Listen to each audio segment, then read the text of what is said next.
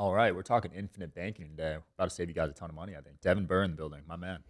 Thank you. Thank you for having me. Absolutely. Love being out in Vegas. I try to stay away from the casinos because I Yeah. don't like losing money, and I lose it every time I gamble. You're all about saving money, which is infinite banking.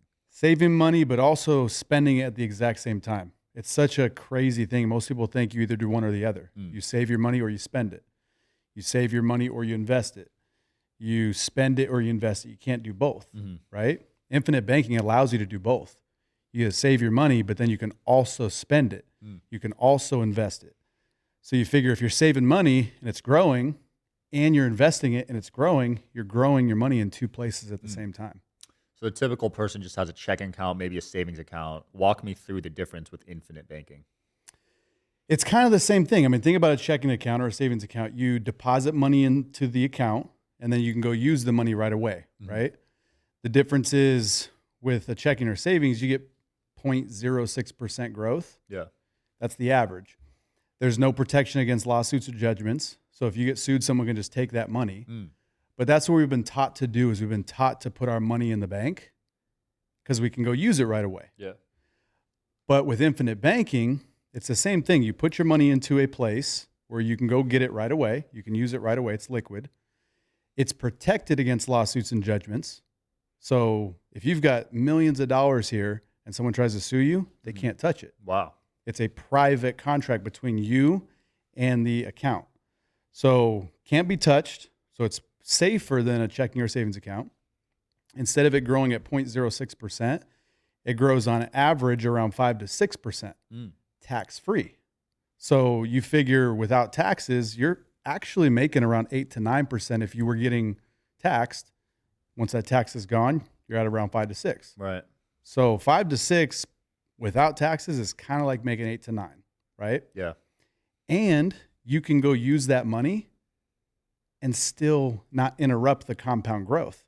So we're both young guys. Like compound interest is something that just takes a long time to really see the fruits of. Warren Buffett's a prime example of it. He's been investing for so long. He's so wealthy because of time, Right. right? So if you give money time to grow and compound, it becomes a big amount of money. So with infinite banking, you can allow money to do that, compound and grow at that 5 to 6% tax-free while it's protected, while it's sitting there, and you can go use it somewhere else at the same time. So you're making that growth and you're doing other things with it at the same time. That is so fascinating. The protection interests me a lot because as a business owner, we have tons of liabilities. People come after us for having a following, for saying the wrong thing. So that's cool that money can't be touched. Dude, I learned that the higher up you get on the flagpole, the bigger of a target you are, right? So yeah, when you start getting assets, when you start getting a following, when you start getting these different things, people want to naturally come after you. But if you have things in place where you're protected, like infinite banking, where your money's protected against lawsuits and judgments, and then putting more things in place like trusts, like we've got trusts for everything. So I don't really own anything. I just control it. Right. And when it comes to wealth, the more control you have, the less risk you have. So that's the main thing with infinite banking is having total control of your money without ever interrupting its compound growth. Yeah. So that being said, where do you put your watches, your cars, your houses? Is that in a trust? Yep. So I have a business trust and a family trust. So with my family trust, like my mortgage, my house, my primary home is owned by that family trust. Second home, vacation home, that kind of thing. I don't put my cars because then it opens up liability to the trust because cars move around. You can get wrecks. Right. So my cars, I don't put in the trust, but yeah, like watches and things like that. Those are owned by the trust. And then I have investments owned by my business trust. So I'm protected against lawsuits and judgments and things like that, but I'm also protected against taxes. Yeah. Because let's say I've got an investment property, just easy math, just arbitrary numbers. If it's worth $1 million sitting in the trust and I sell it for $2 million, there's $1 million of capital gains usually, right? Yeah. Within a properly structured trust, you can negate those taxes legally. Wow. It just has to flow a certain way. It's got to be all by the tax code, but the tax code is written on how to pay less taxes. There's only a small portion of it on how to pay taxes. But most people just think the tax code is about paying taxes. It's literally about how to not pay as much. Yeah, there's so many incentives that people don't know about. Yeah. And it's just, I forget who it was. I think it was Bill Gates said, or maybe it was Donald Trump, one of the two, said that the reason why he doesn't pay as much taxes as other people is because he just knows the tax code better than everybody else. That's it. Yeah. If you study the tax code, you can figure out how to pay less taxes. And the biggest eroder of wealth are taxes. 40%, 50%, some states. California. And think about this. You're taxed on money that you make. So before you get it, they take it. Then you're taxed to spend the money. So you got sales tax. Right. And then you're taxed on things that you buy with the money that was taxed. Property tax. Right. It's insane. I just paid a tax on my car, just $1,200 a year apparently for registration, just to be able to drive it in Nevada. It's crazy. Taxes are like the biggest scam ever, but it's just. And you don't even know where the money's going to. They say where it is, but you don't actually see it or control where it goes to. You know what I mean? Right. That's why I like infinite banking so much, because you control where your money goes, what it goes towards, how you use it, and you just negate taxes. So you pay taxes once. Like when you make money, you have to pay taxes on that money. There's ways to pay less of it, of course, but you have to pay taxes at some rate. Then the money goes into infinite banking, and you never pay taxes again. It grows 100% tax-free. You can use it 100% tax-free. And then the beauty of it is it's tied to a death benefit. So we're all guaranteed to die. Right. We just don't know when. I believe I'm going to live to like 150. I'm a firm believer of that. But it's going to happen at some point. When I die, my family gets a tax-free death benefit that goes into a trust that then buys more life insurance policies that grow tax-free, that they can use tax-free. And then when they die, it's paid tax-free. Wow. So my family is just going to get wealthier and wealthier and wealthier because of what I set forth at the ground level in my 30s. And that's what the elite families use, like the Rothschilds, because otherwise you're paying death tax, which is pretty high these days. Yeah, state tax. Yeah, which is crazy that they even do that. I think it's above $21 million. Oh, really? So like there's no income tax Okay. on a death benefit. So let's say your death benefit's like 30 mil. There's no income tax on that, but above 21 mil, I could be wrong on the exact number, but I believe it's 21 mil. So the 9 million would get taxed on a state tax. But it's like, at the same time, if your family gets all that money a little less because of taxes, they're probably still going to be okay. But if you can not have to pay it and leave them more, it's better. Might as well. Yeah. So when you say you're able to use the money, are you taking a loan or line of credit out and leaving the money in the bank? Great question. So as I said, it's tied to a death benefit, right? The insurance companies know we're going to die. They just don't know when, right? So because they know that you're going to die at some point, they'll let you borrow from your future death benefit and you never have to pay it back. That's that control piece. Because if you never pay it back and you pass away, which is going to happen, they just don't know when, they'll just deduct what you didn't pay back. Interesting. So let's say your death benefit's $10 million. You use $1 million. You're borrowing against your $1 million or your 10 million. You never pay it back. When you pass away, they'll just pay your family 9 million instead of the full 10. Interesting. Because you used $1 million of it while you're alive. And there's no fee? No fee. I mean, there's interest they charge you. Okay. So you're borrowing from the death benefit. You're paying them interest to do so because you're not using your money. You're using your future death benefit, their money. See what I'm saying? Yeah. What you do is you put your money into the account, the policy. That's what you're using to control all the money. You put the money there. That money is collateral to get that loan. See what I'm saying? Yeah. Kind of like if you bought a house. Like the house is the collateral to get a loan from the bank. Your money's collateral to get a loan from your death benefit. Make sense? And then because you're not using your money, that's how it continues to compound and grow because you're not using it. You're borrowing against it. See what I'm saying? Right. Wow. This is cool setup, man. So you're able to sleep at night knowing I'm good. Yeah, dude. Right now, I think it's like 40 million bucks is what my death benefits all come out to. Wow. So if I were to pass away tomorrow, my family's hooked up. 40 mil? Yeah. Jeez. They're good. Yeah. And I've got everything in trusts and everything's set up to where, like, my daughter is 16. I just had a newborn. She's 2 months. So if I were to pass away tomorrow and my wife was to pass away as well, and my daughter got $40 million, it's a bad look for a 16-year-old, you know? Yeah. So the trust dictates that she only gets a certain amount at a certain age. Smart. You know what I mean? Yeah. And that way it's just you hit it, like the elite families, the Rothschilds, the Rockefellers, they get wealthier over time because they know these different things, trusts and life insurance. So their wealth perpetuates while most people, it erodes by the second generation. Right. So like if I left $40 million to my kids with none of these trusts, none of these things in place, they'd probably be broke within that generation. Probably. Because they'd go buy Lambos, they'd go buy some stupid crap. Houses. Yeah, just dumb stuff, right?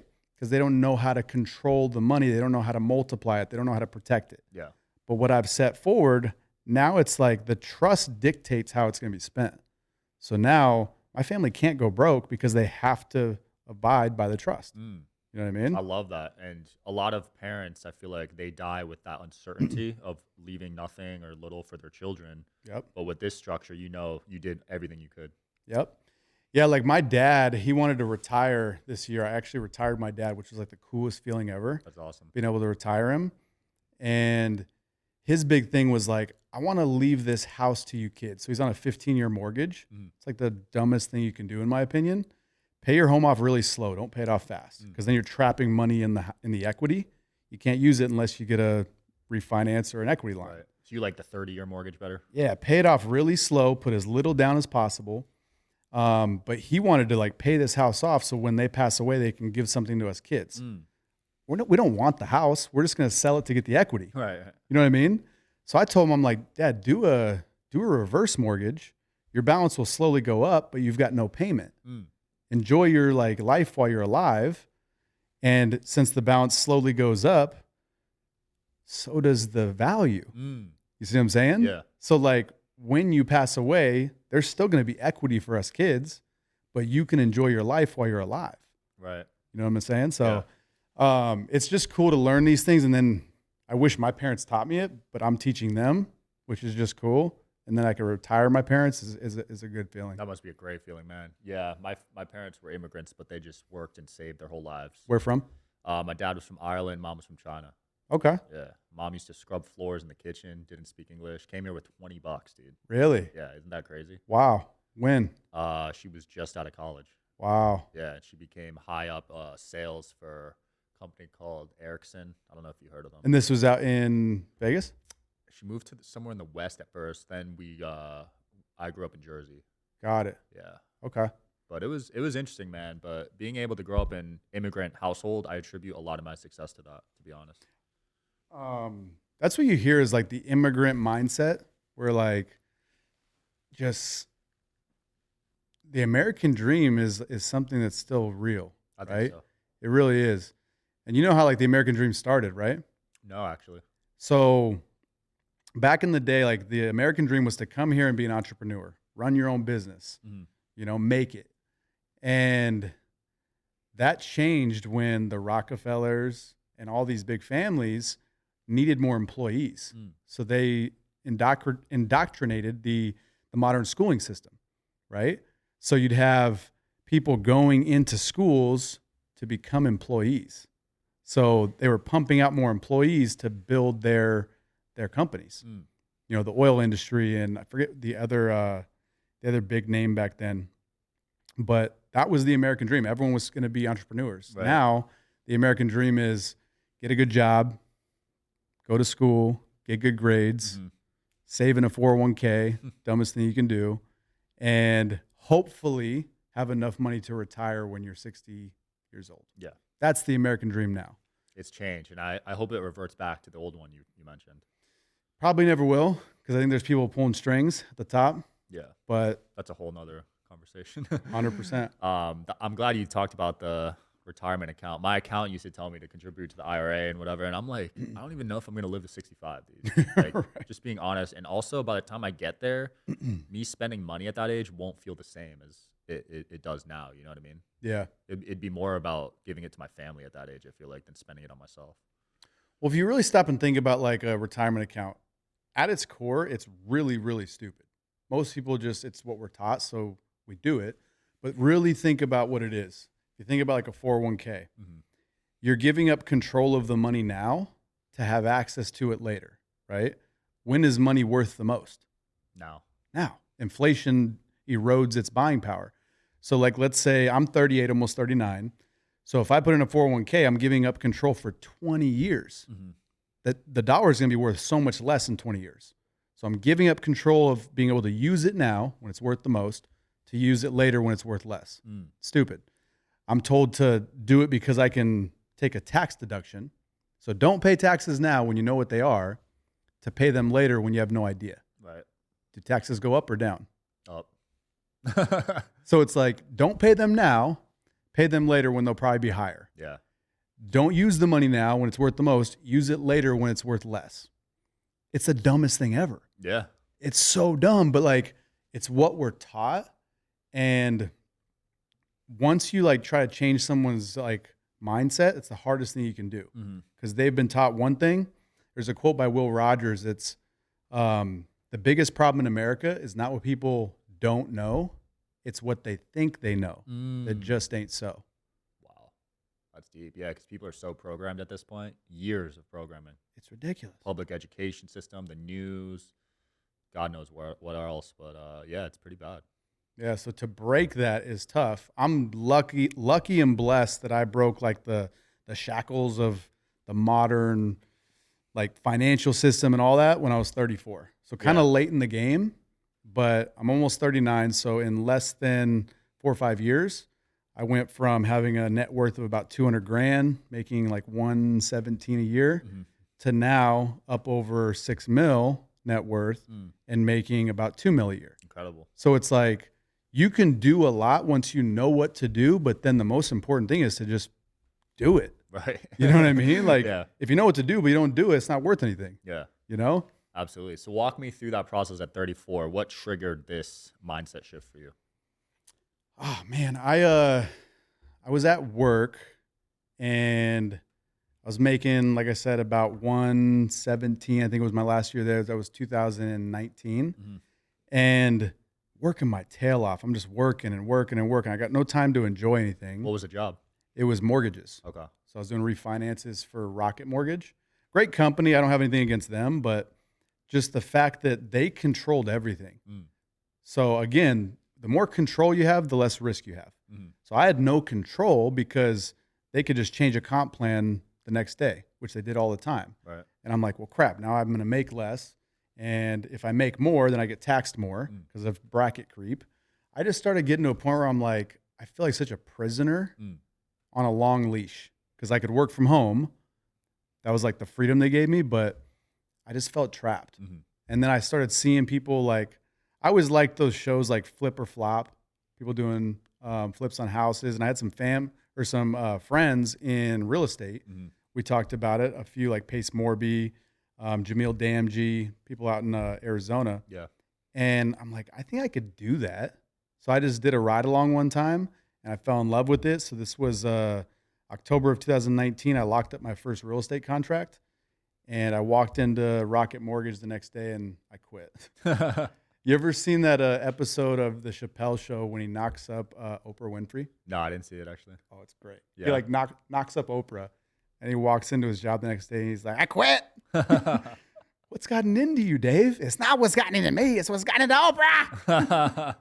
It's great, bro. That was me in 2019. You walked in there and quit. I just walked in. I was like, I'm quitting. I thought I was going to make like 200 racks on this one real estate deal. Damn.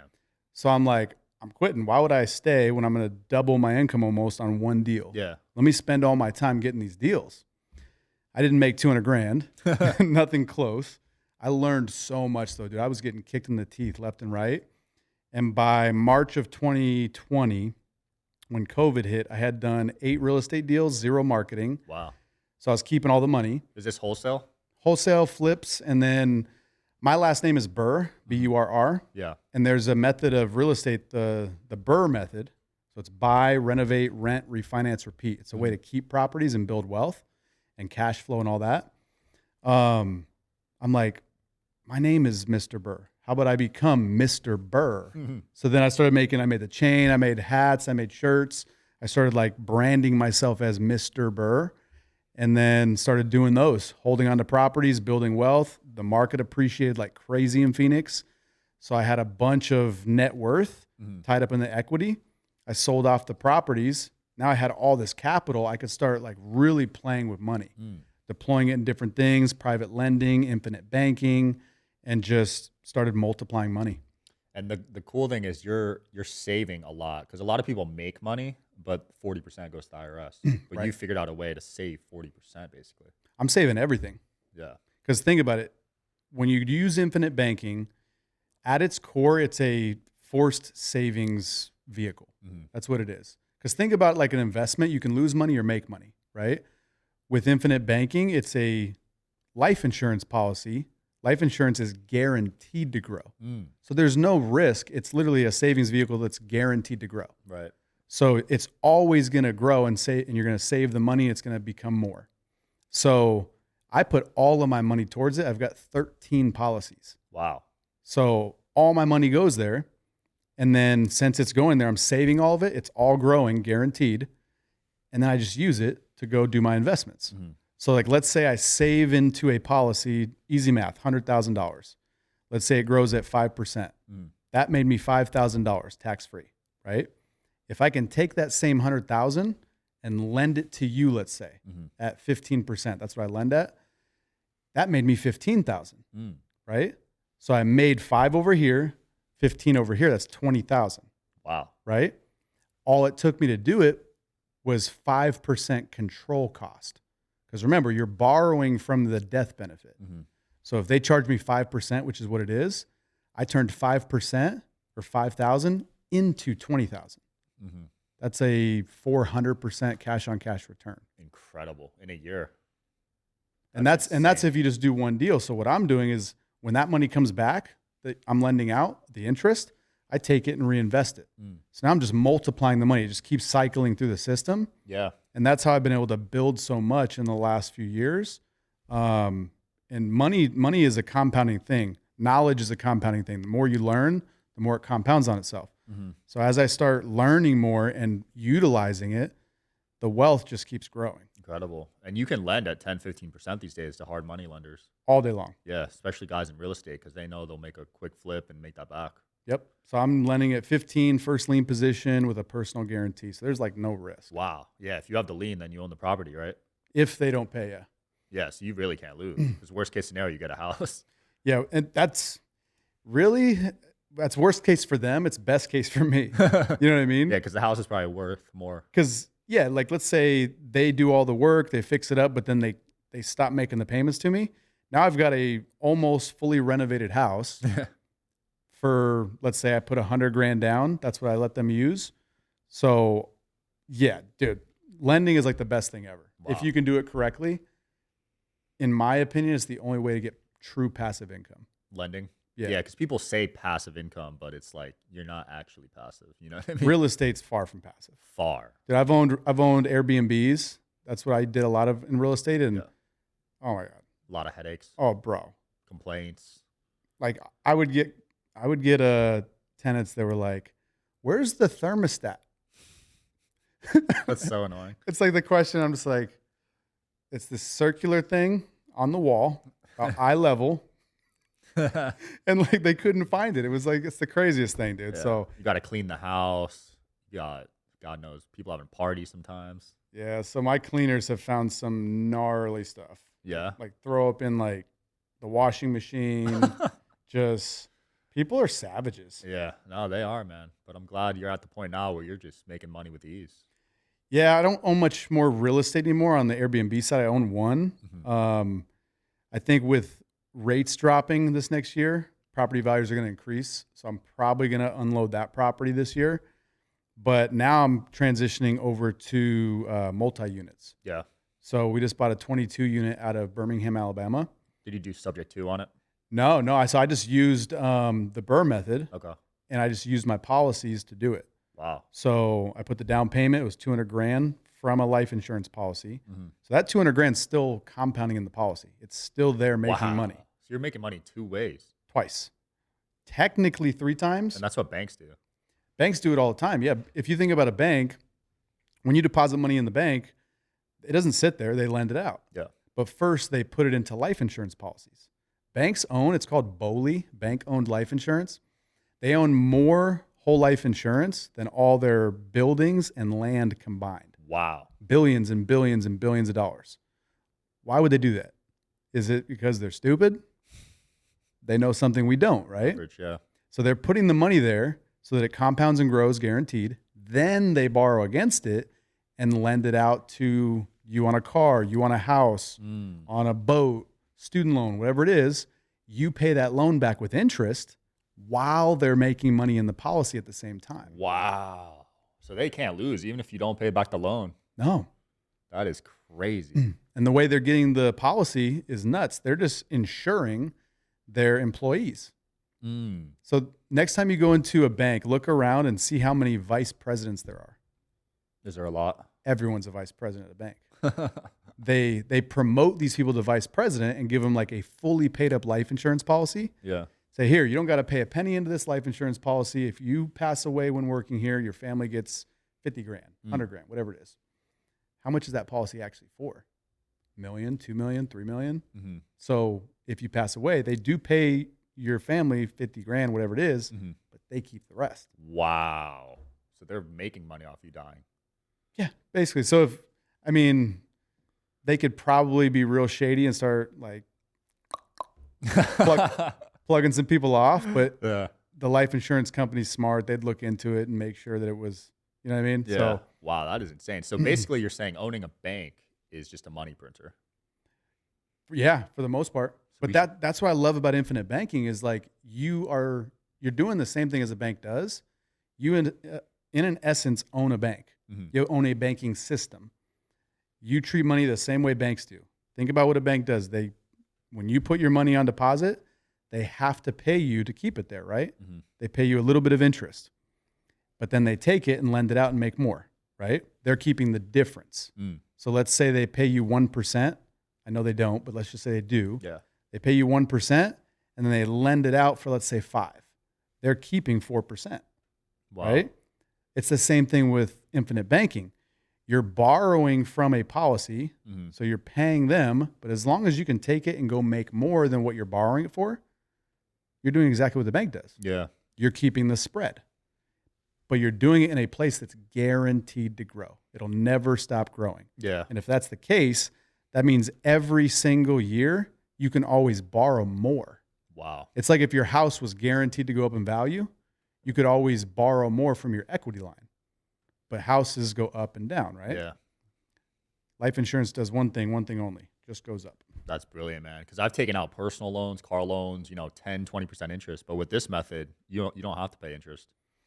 Yeah, you should, but you don't have to. Because if you don't, when you pass away, they'll just deduct it off your death benefit. Got it. But you should, because when you get one of these policies, it's a mutually owned company. That means that my 13 policies I own, I'm a part owner of those businesses, of those companies.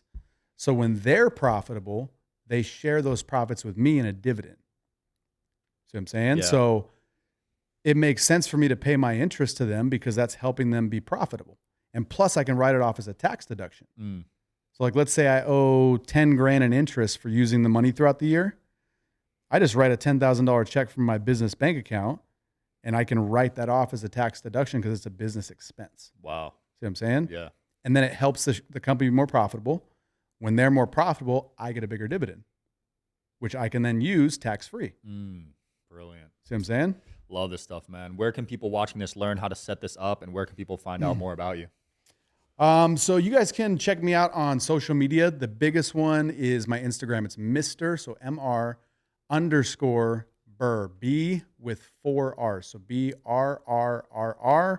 You can check out my YouTube. I'm trying to grow that right now, but I am a licensed agent. I became an agent in 2021 when I started teaching this stuff and everyone wanted to learn about it and do it. So I was like, all right, why don't I just be the one that sets it up? So me and my team can set it all up for you. Happy to do it. And we set it up to where you guys can use it exactly how I use it. And then we teach you how to do it as well. Perfect. We'll link that in the video. Thanks for coming on, man. Of course, brother. Appreciate you. Yep. Thanks for watching, guys, as always, and I will see you tomorrow. Boom.